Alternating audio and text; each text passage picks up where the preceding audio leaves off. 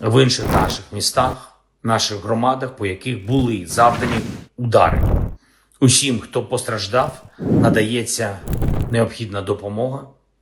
Зараз на Дніпровщині також рятують поранених після удару Іскандером по Великоолександрівці.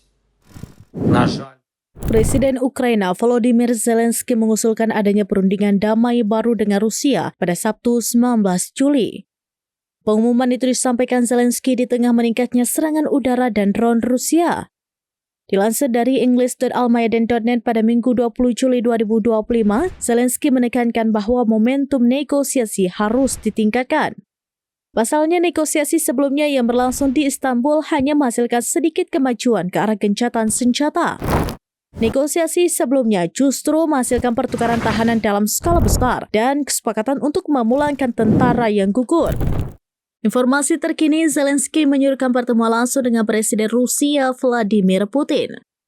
Menurutnya, pertemuan itu sangat penting untuk dilakukan agar benar-benar mencapai perdamaian konflik.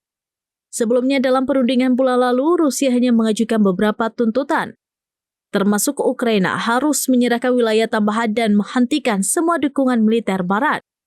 Namun, persyaratan itu ditolak mentah-mentah oleh Kiev lantaran dianggap tidak dapat diterima.